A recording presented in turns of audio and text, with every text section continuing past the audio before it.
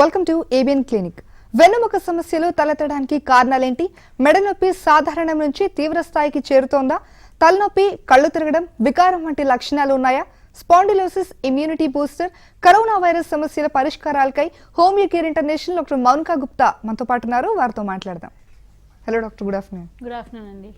Spondylosis రావడానికి ముఖ్య కారణాలు ఏంటి అంటారు? సో జనరల్గా స్పాండిలోసిస్ అన్నా కానివ్వండి, ఆర్థరైటిస్ అన్నా కానివ్వండి, బోన్కి సంబంధించిన ఎఫెక్షన్స్ అన్నట్టుగా చెప్పుకోవచ్చు. సో ఎప్పుడైతే మనకి జాయింట్స్లలో కానివ్వండి, లేకపోతే చిన్న చిన్న కీళ్ళల్లో కానివ్వండి, మనకు నొప్పులు ఉన్నా కానివ్వండి, అక్కడ అరుగుదల ఉన్నా కానివ్వండి, దాన్ని మనం ఎలాగైతే ఆర్థరైటిస్ అని చెప్తూ ఉంటామో, అలాగే మనకి ఆ అరుగుదల కనుక మన వెన్ను ఎముకలలో కనిపించినట్టయితే కనుక దాన్ని మనం స్పాండిలోసిస్గా చెప్తూ ఉంటాం అనమాట. సో మన వెన్ను భాగంలో 33 ఎముకలు ఉంటాయన్నమాట, చిన్న చిన్న ఎముకలు. సో వాటన్నిటి మధ్యలో డిస్క్ అనే పదార్థం ఉంటుంది. సో ఎప్పుడైతే కంటిన్యూస్గా ఈ వెన్ను ఎముకలలో చేంజెస్ రావడం కానివ్వండి, అక్కడ ఉన్న డిఫార్మిటీస్ ఏమన్నా అవ్వడం కానివ్వండి జరిగినప్పుడు మనకి స్పాండిలోసిస్ అనే సమస్య తలెత్తుతుంది అనమాట. సో దీని లక్షణాలు కనుక తీసుకున్నట్టయితే కనుక ముందుగా పెయిన్ రావటం, అంటే మనకు ఈ వెన్ను ఎముకలని మెడ భాగంలో వాటిని సర్వైకల్ వర్టిబ్రే అనేసి, అలాగే నడుం భాగంలో ఉన్నది లంబార్ వర్టిబ్రే అన్నట్టుగా డివైడ్ చేసుకుంటూ ఉంటాం అనమాట. సో ఎప్పుడైతే మనం ఈ మెడ భాగంలో నొప్పి కనుక వచ్చినట్టయితే కనుక మనం సర్వైకల్ రీజన్ పెయిన్ అని చెప్తూ ఉంటాం. సో ఇఫ్ ఇన్ కేస్ అక్కడ అరుగుదల ఉంది, అలాగే పెయిన్స్ వస్తూ ఉన్నాయి, దాంతో పాటుగా మెడ తిప్పడంలో పెయిన్ఫుల్గా ఉంటుంది, కొన్నిసార్లు తల తిరగడము కానివ్వండి, గిడినెస్ కానివ్వండి రావడం తలెత్తుతుంది, లేకపోతే అలాగే హెడేక్ రావడం, అంటే అక్కడ నుంచి మనకి ఏదైతే నరం పాస్ అవుతూ ఉంటుందో అక్కడ దాన్ని స్టిమ్యులేట్ అవ్వడం వల్ల హెడేక్ రావడం, ఇవన్నీ కూడా మనకి సర్వైకల్ స్పాండిలోసిస్ యొక్క లక్షణాలు అన్నట్టుగా చెప్పుకోవచ్చు. అదేవిధంగా నడుం భాగంలో ఎముకలలో ఇఫ్ ఇన్ కేస్ అరుగుదల కానివ్వండి, లేకపోతే అక్కడ వేర్ అండ్ టేర్ మెకానిజం వల్ల కానివ్వండి, అక్కడ రీజనరేటివ్ చేంజెస్ కనుక మనం చూసినట్టయితే కనుక దాన్ని లంబార్ స్పాండిలైటిస్ అని చెప్తూ ఉంటాం. సో మనకి ఈ అరుగుదల రావడానికి కారణాలు మెయిన్గా మనకి ఒబెసిటీ కానివ్వండి, లేకపోతే బోన్ డెన్సిటీ తక్కువగా ఉండడం కానివ్వండి, కాల్షియం డెన్సిటీస్ తక్కువగా ఉండడం వల్ల కానివ్వండి మనకి డిఫార్మిటీస్ ఏర్పడుతూ ఉంటాయి అన్నమాట. సో మనం ఎక్కువగా ఈ డీజనరేటివ్ చేంజెస్ అనేది కంపారిటివ్ ప్రొఫెషనల్ పరంగా చూసుకోవచ్చు, అలాగే ఏజ్ పరంగా కూడా చూసుకోవచ్చు అనమాట. మనకి డిఫార్మిటీస్ కానివ్వండి, డీజనరేషన్స్ కానివ్వండి. సో మనకి సర్వైకల్ స్పాండిలోసిస్ ఇంకా లంబార్ స్పాండిలోసిస్ అన్నట్టుగా చెప్పుకోవచ్చు అనమాట. మనం వీటి లక్షణాలు అంటే ఎస్పెషల్గా ఎలా ఉంటాయని చెప్పుకోవచ్చు అంటారు? స్పాండిలోసిస్లో రకాలు, వాటి లక్షణాలు.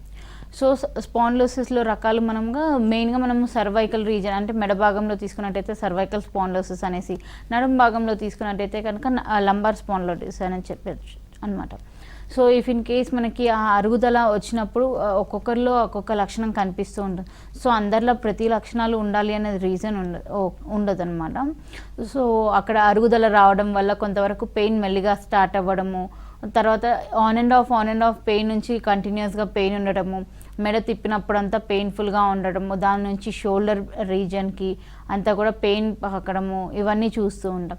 దాంతో పాటుగా వాళ్ళకి సడన్గా పడుకొని లేచే టైంలో వాళ్ళకి మెడంతా పట్టేసినట్టుగా ఉండడం, సడన్ కన్స్ట్రిక్షన్ మూమెంట్స్ ఉండడం, ఇవన్నీ కూడా మనం సర్వైకల్ స్పాండిలోసిస్లో చూస్తూ ఉంటాం అనమాట. సో ఇలా సడన్గా పడుకొని లేచేటప్పుడు కొంతమందిలో మనం కళ్ళు తిరుగుతున్నాయని చెప్తూ ఉంటారు, అలాగే సడన్గా ఎక్కడైనా సైడ్ డైరెక్షన్లో మెడని తిప్పినప్పుడు కళ్ళు తిరుగుతున్నాయి అని చెప్తూ ఉంటారు. So these are the causes అనమాట. మనం మెడ ఎముకలలో ఇఫ్ ఇన్ కేస్ అరుగుదల ఎక్కువగా ఉన్నప్పుడు మనకి ఈ చేంజెస్ అనేది చూస్తూ ఉంటాం. సడన్గా మెడ తిప్పడంలో కానివ్వండి, లేకపోతే పడుకొని లేవడం వల్ల కానివ్వండి, ఇఫ్ ఇన్ కేస్ గిడినెస్ వస్తుంటే కనుక మనకి 2 టైప్స్గా మనం చూసుకోవచ్చు అనమాట. ఒకటేమో పొజిషనల్ వర్టిగో అని చెప్తూ ఉంటారు, అంటే మనకి ఇయర్ భాగంలో అంటే చెవి భాగం లోపల భాగంలో ఏదైనా చేంజెస్ ఉన్నా కానివ్వండి, లేకపోతే అక్కడ ఏదైనా డిఫార్మిటీస్ ఫామ్ అయినా కానివ్వండి, దానివల్ల వచ్చే వర్టిగో అంటే తల తిరగడం ఉంటుంది. దాంతో పాటుగా మనకి అరుగుదల వచ్చే తల తిరగడం కూడా ఉంటుంది అనమాట. సో ఇది రెగ్యులర్గా చక్కెర వస్తుంది, లేకపోతే గిడినెస్ వస్తుంది అని పేషెంట్స్ కంప్లైంట్ చేస్తూ ఉంటారు. సో ఫస్ట్ ఆఫ్ ఆల్ వాళ్ళు కొంచెం అలా అవ్వగానే వాళ్ళు బీపీ చెక్ చేయించుకుంటూ ఉంటారు, షుగర్స్ ఏమన్నా ఉన్నాయి. సో ఇవన్నీతో పాటుగా ఇఫ్ ఇన్ కేస్ పెయిన్ ఉంటుంది అంటే కనుక, అంటే మీరు ఇవన్నీ చూసిన తర్వాత కూడా పెయిన్ అసోసియేటెడ్గా ఉంది అంటే కనుక అది కంపల్సరీ సర్వైకల్ స్పాండిలోసిస్గానే తీసుకోవచ్చు అనమాట. ఎటువంటి టెస్ట్లు, ఇన్వెస్టిగేషన్లు అవసరం అవుతాయి అంటారు స్పాండిలోసిస్ని గుర్తించడానికి? సో స్పాండిలోసిస్లో మనకి మెయిన్గా ఎక్స్రే అనేది చాలా ఇంపార్టెంట్ అనమాట.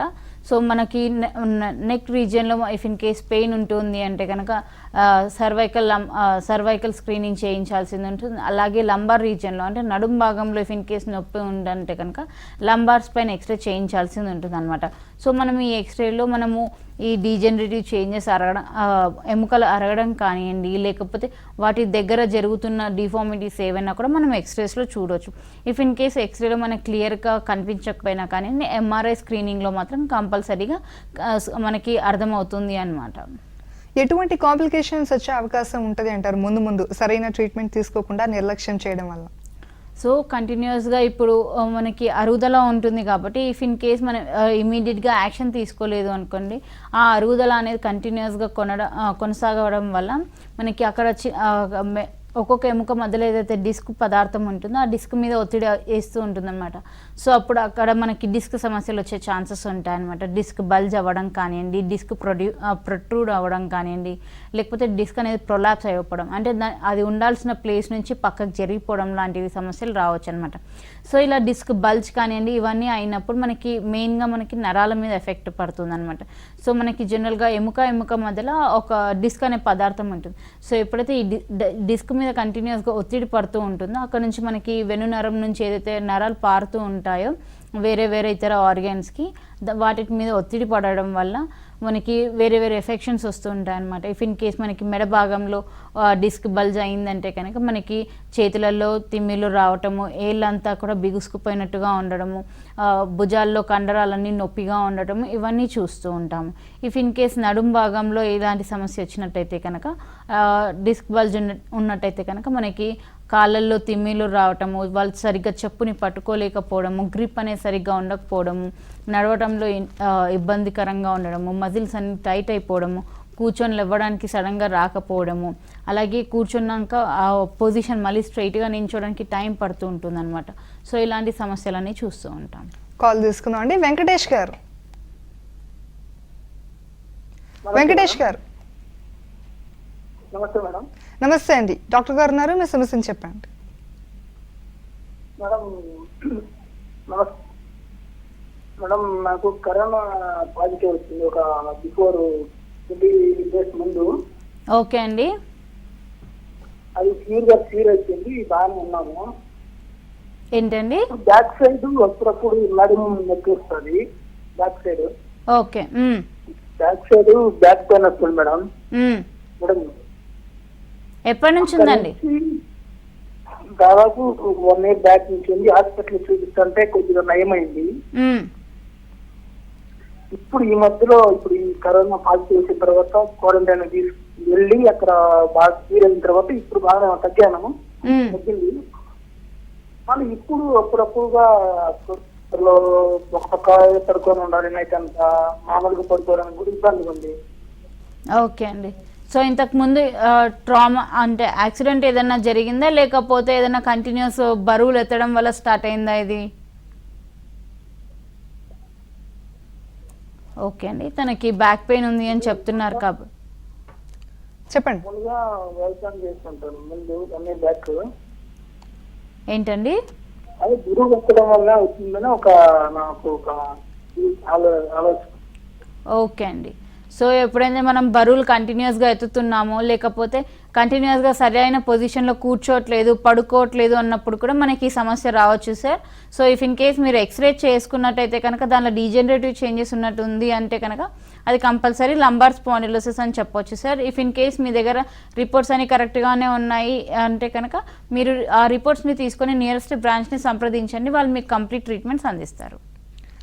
ఏజ్ గ్రూప్లో ఎక్కువగా వచ్చే అవకాశాలు ఉంటాయంటారు?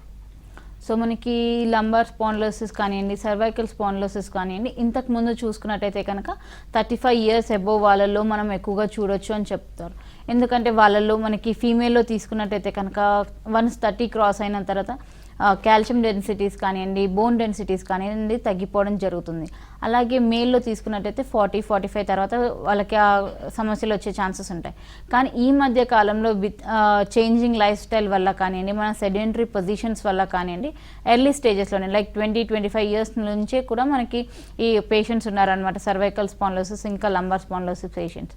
సో జనరల్గా సాఫ్ట్వేర్ ఇంజనీర్స్లో మనం ఎక్కువగా చూస్తుంటాం, వాళ్ళు ఎక్కువగా డెస్క్ వర్క్ చేయడం వల్ల కంటిన్యూస్గా కూర్చొని ఉండడము, సరిగ్గా పొజిషన్ లేకపోవడము, దీనివల్ల కూడా వాళ్ళకి వచ్చే ఛాన్సెస్ ఉన్నాయి. సో ఇప్పుడు మనం చూసుకున్నట్టయితే ఎటువంటి ఏజ్ లిమిట్ లేకుండా 20-25 దగ్గర నుంచి స్టార్ట్ అయిపోతుందండి ఈ సమస్య. నెక్స్ట్ కాల్ తీసుకుందాం అండి. నర్సింగ్ గారు, నర్సింగ్ గారు, మేడం డాక్టర్ గారు ఉన్నారు, మాట్లాడండి. మేడం యాక్చువల్లీ ఫిబ్రవరి హలో చెప్పండి సార్. మేడం ఈ ఫిబ్రవరి మీ ఆడియో డిస్టర్బెన్స్ వస్తుంది, ఇంకొకసారి చెప్పండి. ఫిబ్రవరి ఇయర్ లో బ్యాక్ పెయిన్ వస్తుందని హాస్పిటల్ వెళ్ళాను మేడం. మ్మ్. అయితే అక్కడ ఎంఆర్ఐ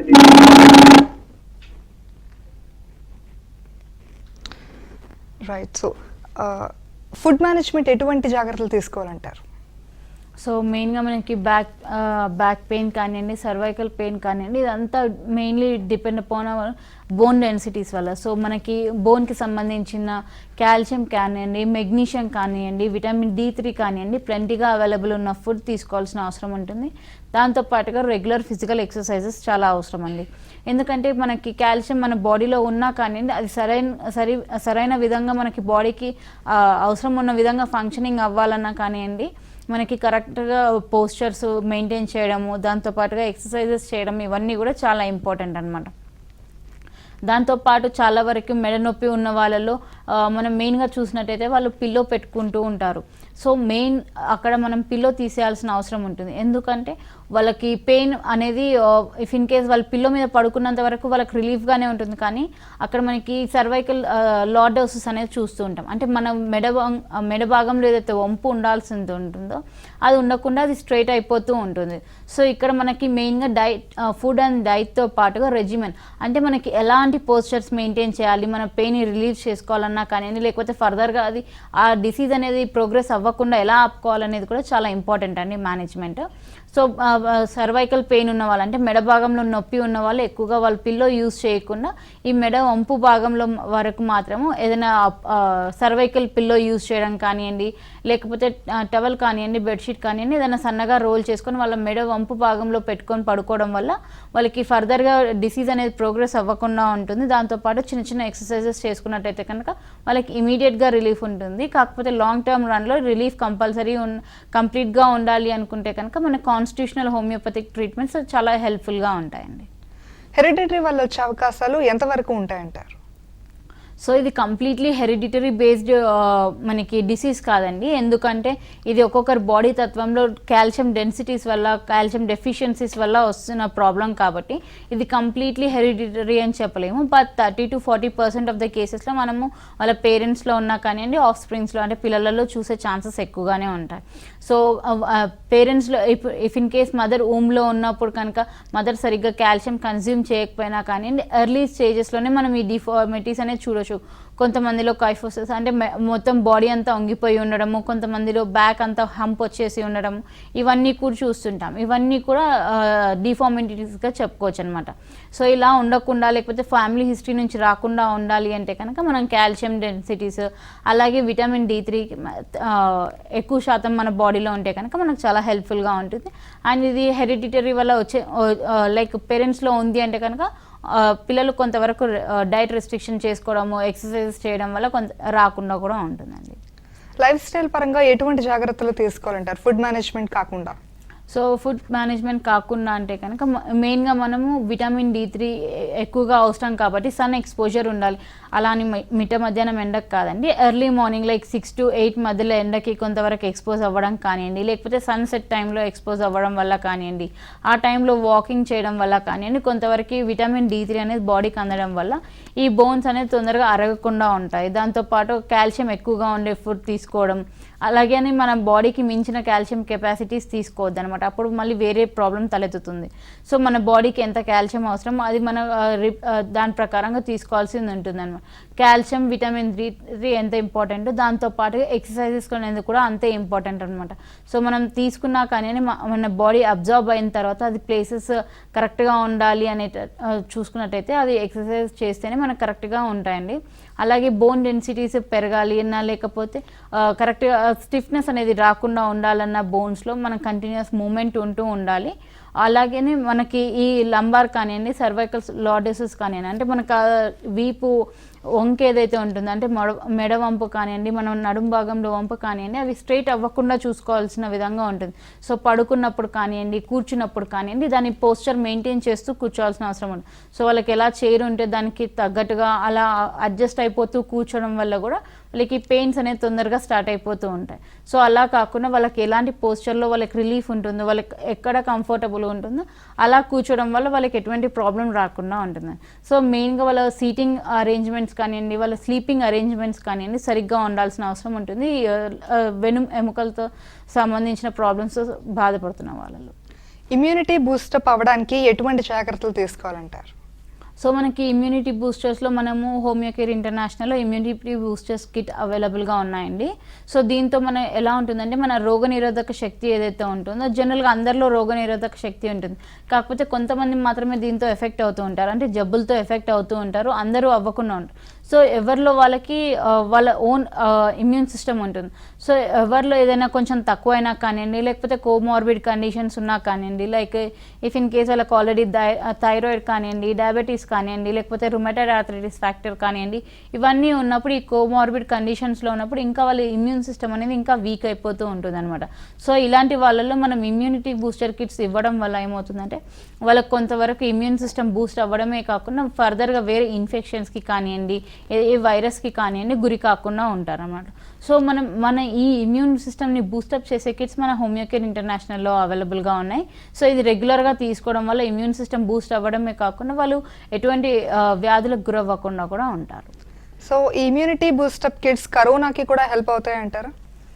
ష్యూర్గా అండి, ఎందుకంటే మనము ఇమ్యూన్ సిస్టమ్ని బూస్టప్ చేస్తున్నాం. సో మనం కరోనా వైరస్ విషయానికి వచ్చినట్టయితే కనుక ఇక్కడ మనం మెయిన్గా మనం వింటున్నది ఏంటి అంటే రోగనిరోధక శక్తి పెంచుకోవాలి, మనం రెగ్యులర్గా హ్యాండ్స్ వాష్ చేసుకోవాలి, శానిటైజ్ చేసుకోవాలి, ఇవన్నీ కూడా వింటూ ఉన్నాం. సో మెయిన్గా మనం అక్కడ ఇమ్యూన్ సిస్టమ్ ఎక్కువగా వర్కౌట్ అవుతుంది, అంటే ఇమ్యూన్ సిస్టమ్ స్ట్రాంగ్గా ఉన్న వాళ్ళల్లో వాళ్ళు తొందరగా ఈ ఇన్ఫెక్షన్ని బయటకు తీసేసే విధంగా మన ఇమ్యూన్ సిస్టమ్ ఫైట్ చేస్తుంది. కాబట్టి మన ఇమ్యూనిటీ బూస్టర్ కిట్స్ చాలా హెల్ప్ఫుల్గా ఉంటాయండి. అండ్ వచ్చిన వాళ్ళే కాకుండా రాకుండా ఉన్న వాళ్ళు కూడా వాళ్ళు కన్జ్యూమ్ చేయొచ్చు. చిన్నపిల్లల నుంచి ప్రెగ్నెంట్ విమెన్ వరకు ఎవరైనా కూడా మనం ఇమ్యూన్ బూస్టర్ కిట్స్ని తీసుకోవచ్చు అనమాట. సో కొంతమందికి తలనొప్పి కానీ కళ్ళు తిరగడం ఇట్లా జరుగుతుంటాయి, అవి కూడా స్పాండిలోసిస్ లక్షణాలు అని మనం అనుకోవచ్చు అంటారా? కంపల్సరీ అండి, ఎందుకంటే కొంతమందిలో ఇఫ్ ఇన్ కేస్ నేను ఇందాక చెప్పినట్టు ఏదైనా కోమార్బిడ్ కండిషన్స్లో ఉన్నప్పుడు ఆ వ్యాధి తీవ్రత అనేది పెరిగిపోతూ ఉంటుంది అనమాట. సో ఇఫ్ ఇన్ కేస్ మనకి థైరాయిడ్ ఉంది, ప్రీవియస్ హిస్టరీ మనకి థైరాయిడ్ ఉంది, దాని తర్వాత మెల్లిగా మెడ నొప్పి స్టార్ట్ అవుతుంది అంటే కనుక ఇది వన్ ఆఫ్ ద రీజన్స్ అనమాట. థైరాయిడ్ ఉన్న వాళ్ళలో మనం క్యాల్సిటోనిన్ ప్రొడక్షన్ అనేది చాలా తక్కువగా ఉంటుంది అనమాట మన బాడీలో. సో ఆ క్యాల్సిటోనిన్ ప్రొడక్షన్ తక్కువగా ఉండడం వల్ల మనకి కాల్షియం డెఫిషియన్సీస్ అనేది బాడీలో ఏర్పడుతూ ఉంటాయి. సో ఫస్ట్ మెయిన్గా మనకి మెడ భాగంలో పెయిన్ అనేది స్టార్ట్ అయిపోతూ ఉంటుంది. ఆ అరుగుదల ఎక్కువగా ఉండడం వల్ల వాళ్ళకి కళ్ళు తిరిగే అవకాశం ఉంటుంది అనమాట. సో ప్రతిసారి కళ్ళు తిరగడం అనేది ఓన్లీ స్పాండిలోసిస్ దే కాదు, లేకపోతే వేరే లక్షణాలు కూడా ఉంటాయి. సో ఇఫ్ ఇన్ కేస్ కళ్ళు తిరగడంతో పాటుగా పెయిన్ ఉంటుంది, మూమెంట్లో స్టిఫ్నెస్ ఉంటుంది అంటే కనుక అది కంపల్సరీగా సర్వైకల్ స్పాండిలోసిస్ అన్నట్టుగా మనం చూసుకోవచ్చు. మరి కాల్ తీసుకుందాం అండి. మణి గారు, అవునండి, నేను విశాఖపట్నం నుంచి మాట్లాడుతున్నాను. మీ సమస్యను చెప్పండి. డాక్టర్ గారితో మాట్లాడుతుంది. మాట్లాడండి. చెప్పండి సార్. నేను విశాఖపట్నం నుంచి మాట్లాడుతున్నానమ్మా. ఓకే అండి, నమస్కారం అండి. నమస్తే. నా ఏజ్ 65 years. నాకు అయితే స్పాండిలైటిస్ ఉండేదండి. నేను ప్రొఫెషనల్ గా రిటైర్డ్ బ్యాంకర్ని. అయితే నాకు మొన్న 1 month బ్యాక్ బాగా పెయిన్ వచ్చింది. పెయిన్ వస్తే చూపిస్తే ఎంఆర్ఐ స్కాన్ చేయించారు. ఓకే అండి. అందులో degenerative disc disease cervical spine అన్నారు. మ్మ్. Disc bulge seen at C3/4 మ్మ్. అని అన్నారు. ఓకే తర్వాత protrusion seen at C5/6 and C6/7 level hmm. protrusion అన్నారు. ఓకే అండి. అది దానికి నేను ముందు ఏదో పెయిన్ కిల్లర్స్ 1 week వాడాను. మ్మ్. ఇప్పుడు నెక్ కాలర్ పెట్టుకుంటున్నాను. మ్మ్.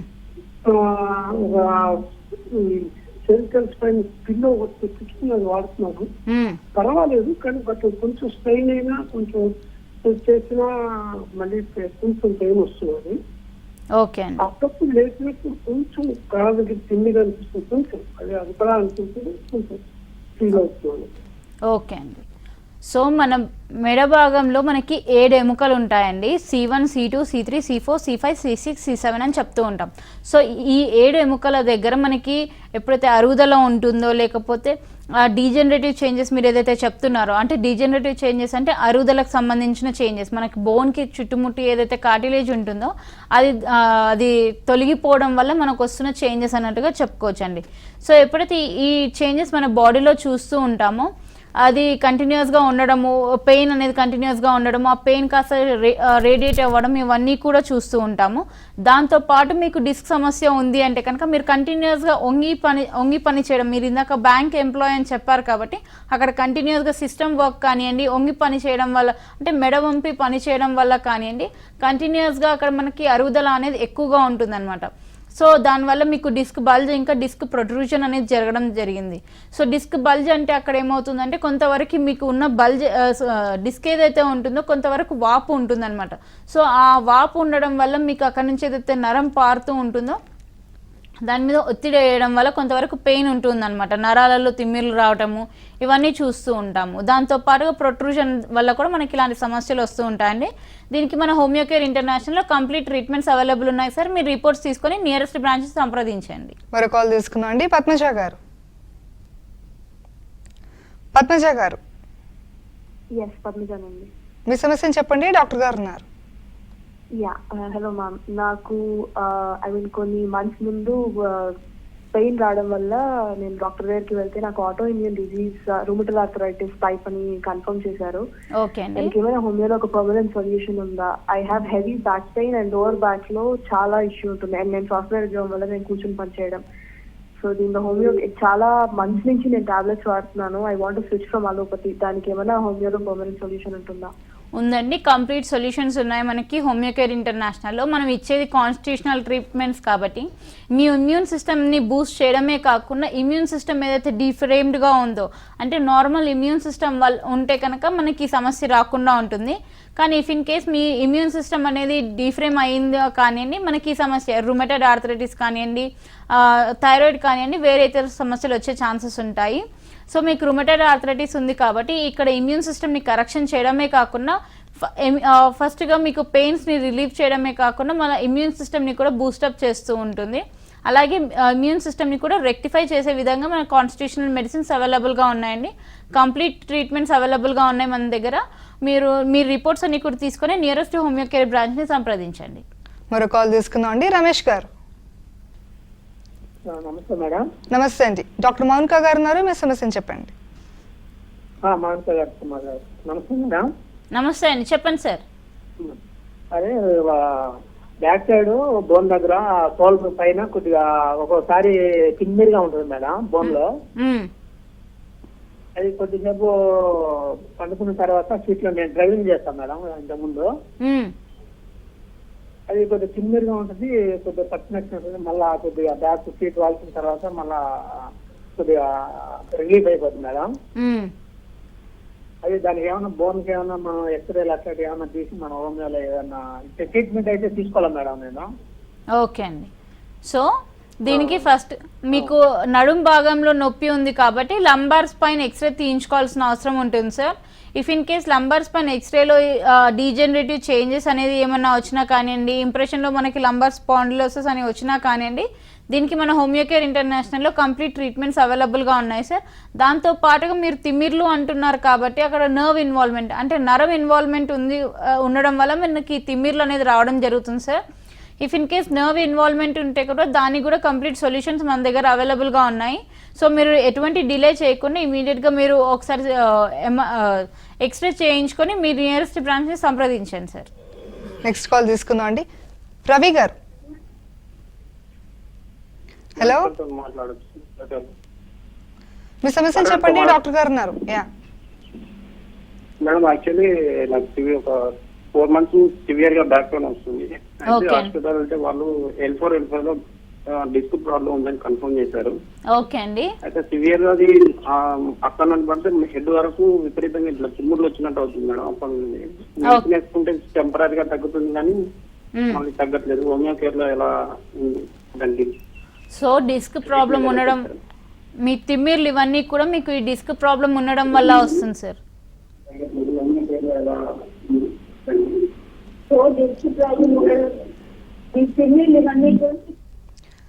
డైరెక్ట్ గా ఫోన్ లో మాట్లాడండి. ఓకే అండి. సో తనకి తిమ్మిర్లు ఉన్నాయి అని చెప్తున్నారు కాబట్టి డిస్క్ ప్రాబ్లం ఉండడం వల్ల మనకి తిమ్మిర్లు అనేది ఉంటూ ఉంటాయి. సో డిస్క్ ఎక్కడైతే ప్రెస్ అవుతూ ఉంటుంది అంటే నరాలు ఏవైతే పారుతూ ఉంటాయో ఇఫ్ ఇన్ కేస్ దాని వేలో డిస్క్ బల్జ్ అవ్వడం వల్ల ప్రెస్ అయినా కానివ్వండి మనకి తిమ్మిర్లు రావడం అనేది జరుగుతూ ఉంటుంది. దాంతోపాటుగా చిన్న చిన్న బరువులు కూడా మనం మొయ్యాలంటే కష్టంగా అనిపిస్తూ ఉంటుంది అనమాట. సో ఈ డిస్క్ సమస్యలో కూడా మన హోమియో కేర్ ఇంటర్నేషనల్లో కంప్లీట్ ట్రీట్మెంట్స్ అవైలబుల్గా ఉన్నాయి సార్. మీరు ఎటువంటి డిలే చేయకుండా ఇమీడియట్గా ట్రీట్మెంట్ తీసుకోవడం స్టార్ట్ చేయండి. రైట్, థ్యాంక్ యూ డాక్టర్ గారు. స్పాండిలోసిస్ సమస్యకు మంచి పరిష్కార మార్గాలు చెప్పినందుకు. ఇది వాళ్ళ ABN clinic. Keep watching ABN Andhra Jyothi.